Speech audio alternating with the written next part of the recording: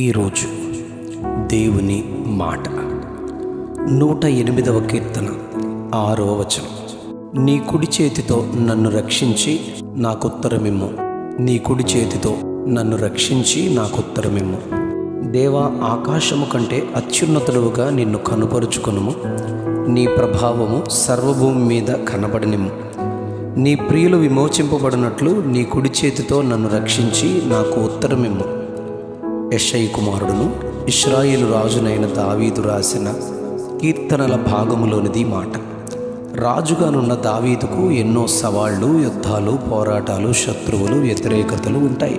వాటన్నిటి మధ్య తాను దేవునినే ఆశ్రయిస్తున్నట్లుగా ఈ మాట ద్వారా మనం గమనిస్తాం. 108వ కీర్తన 6లో నీ ప్రియులు విమోచింపబడినట్లు అని కోరుతున్నాడు. దావీదు దేవునికి ఎంతో ప్రియుడు. కారణం 108వ కీర్తన 1వ వచనంలో, దేవా, నా హృదయము నిబ్బరముగానున్నది, నేను పాడుచు స్తుతిగానము చేసేదను. నా ఆత్మ పాడుచు గానము చేయును. నేను వేకువనే లేచెదను. నా స్వరమండలమా, సితారా మేలుకొనుడి అని ఆయన గొప్ప నామమును గానము చేస్తున్నట్లు, హర్షిస్తున్నట్లు చెబుతారు. 22వ కీర్తన 4వ వచనంలో, నీ యందు నమ్మిక ఉంచిన మా పితరులను నీవు రక్షించావు.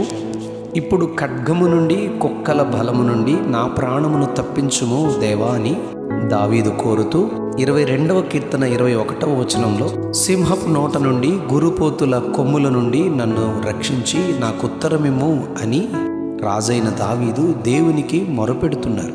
60వ కీర్తన 5వ వచనంలో కూడా, నీ ప్రియులు విమోచింపబడినట్లు నీ కుడి చేత నన్ను రక్షించి నాకుత్తరమిమ్ము అని ప్రార్థిస్తారు.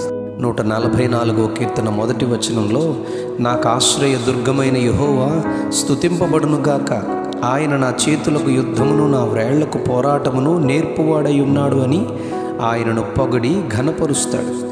సమూయేలు రాసిన మొదటి గ్రంథం 17వ అధ్యాయం 37వ వచనంలో, సింహము యొక్క బలము నుండి, ఎలుగుబంటి యొక్క బలము నుండి నన్ను రక్షించిన యెహోవా అని రాజైన సౌలు ముందు దేవునిని ఎంతో హెచ్చించి గొప్ప చేస్తూ మాట్లాడతారు. రాజైన సౌలు కూడా నీకు యెహోవా తోడుగా ఉన్నారని దేవునిని మహిమపరుస్తారు. అవును, మన శత్రువుల విరోధుల ముందు మనలను తన కుడి చేత పట్టుకుని రక్షించు దేవుడు, మనము సేవించు ఆరాధించు దేవుడని ఆయనను ఘనపరచాలి.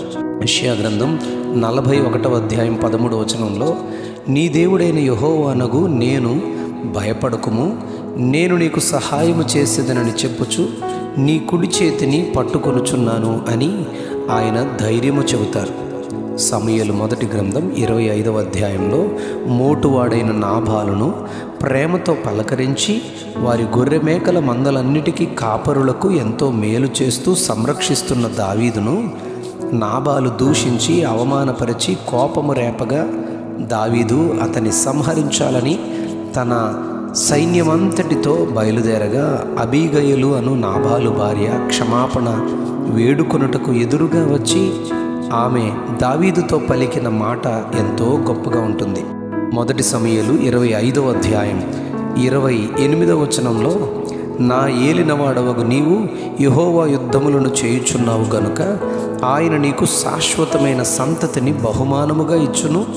నీ బ్రతుకు దినములన్నిటను నీకు అపాయము కలుగుకుండును. నీ ప్రాణము నీ దేవుడైన యెహోవా యొద్దనున్న జీవపు మూటలో కట్టబడును. ఒకడు వడిసెలతో రాయి విసిరినట్లు ఆయన నీ శత్రువుల ప్రాణములను విసిరివేయును అని చెప్పి వెళ్ళిపోతుంది. అవును, తన ప్రియులను ఆయన తన కుడి చేత రక్షించి చేయు ప్రార్థనలన్నిటికీ ఉత్తరమిచ్చు గొప్ప దేవునిగా ఉన్నారు. సౌలు చేతి నుండి, అబ్షాలోము అను తన కుమారుని చేతి నుండి, ఆకీషు అను గాతురాజు చేతి నుండి, గొల్యాతు అను ఫిలిష్తీయుని చేతి నుండి రక్షించినవాడు తన దేవుడైన యెహోవాయేనని ఎంతో ఘనపరుస్తారు దావీదు. అవును, ఈ ధ్యాన వాక్యం వింటున్న మనమును ఆయన తన కుడి చేత మనలను రక్షించి ఉత్తరమియ్యాలని ప్రార్థించి సమాధానం పొందుకుందాం. అట్టి కృప ఆయన మనకు దయచేయునుగాక.